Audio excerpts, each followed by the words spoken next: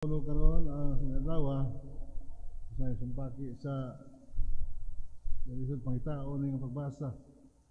Lahi as giandam gabi lahi sabing pagbasa karon. Sa adlaw the feast of our Lord Jesus Christ, the eternal high priest. Basa man nato diya sa sulat sa mga Hebreo na si Jesus mo ang labang pari ang naghalad o ang gihalad. Niya, sa unang pagbasa is talking about the commandments, kasuguan ng gisulat sa bato na di mapapas apan mo asabti sa mga tao sa Israelita busa sa ingon ni propeta Jeremias nga naniabot ang panahon nga maghimo og bag-ong kasabutan uban sa katawhan sa Israel ug sa Huda.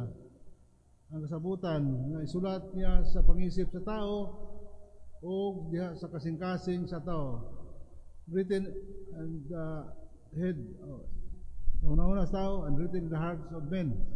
Sa ato pa, kung ang puto bruta sa una-una mamemorize nato, dunay tendency nga kalimtan ang balaod. Muna sa buhat di makita usahay ang kasuguan sa Dios nga tumanon sa tao. Busa kung ibutang sa kasing-kasing sa tao ang atong nasa isip nga balaod, muna mutuhop sa kasing-kasing, muna yung buhat automatic ang kayo nga buhat ipakita sa tao. Ang kutob sa una-una na ta kutob niya nahibaw ta sa balaod unsa ang gugma sa Dios unsa ang kabuton sa Dios, pero kutob sa pag-isip inyo usahay kalimtan ay nakalimot ko. Unya kung butang sa kasing-kasing mutuhop kini, you don't have to memorize the law. Tungod kay nituhop sa kasing-kasing ug automatic kabuhaton ni siya tungod kay naa na apil diha sa imong kasing-kasing, sa imong ang una-una nga ituhop sa kasing-kasing mo nang automatic na imong buhaton unsa ang gugma ang balaod sa Dios. Ito na sa instruction mo atong basa, bisan ang pagpainom sa giuhaw mo na pagpadayag kini sa gugma sa Dios. Kanang ingunta the corporal works of mercy, ang pagpainom, pagpakaon, ang pagbuhat sa kaluoy ngadto sa nanginahanglan, mo na ang kinahanglan expression sa balaod. Unya ang mga tao nga naghimo niini nga di kalimtan sa Ginoo, mahipatik dito sa langit kadtong nagbuhat sa kaluoy. Naaman sa introduction dinhi. Unya pero kadtong mga tao nga nahimong ahente sa pagpakasala sa mga tao, mas maayo pa nga higtan ang liog itambog dito sa dagat aron di siya makasanay mo na diri sa atong Eucharistia karon sa atong piyesta sa ulog nga Christ as the high priest nga mo nga kita nga iyang katawhan magtotoo we are the Eucharistic people. Kabahin sa atong kinabuhi ang pagkalawat kanunay ni Kristo so that we become what we eat. Matakdan kita. Muna every time na pumisal niyo ko, kanang nagsimba pa ka, wala na padre. Biya na ako magsimba. Nga sige pagpakayo sa Ginoo. O padre pangayog may panglawas, unya wa kay simba-simba.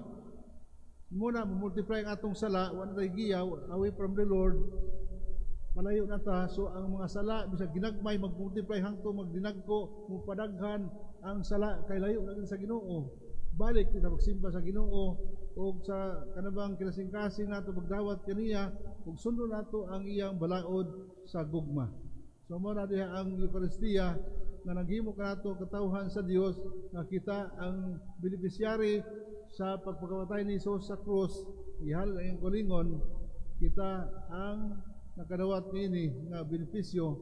Unya kita dili kita mo dawat kay Kristo kanunay, we are rejecting Christ. Remember our professor said in our classes na the moment we do not attend the Eucharist, it is tantamount to rejection of Christ's salvation. Ang matag Eucharistia nga himuon mo ang pagdapit sa tao sa pag-ambit sa kaluwasan. Apan usahay mangita tag pamaagi nga di ta mo simba, we do some reasons justify nga di ta mo simba. Muna nga ngayon the moment nga di kita mo simba, usa kini pagsalikway sa tanyag sa Ginoo alang sa kaluwasan. Now tanda makaamgo kita niini na importante ang Ekaristiya sa atong kinabuhi aron kita malig-on sa atong biyahe paingon sa langit.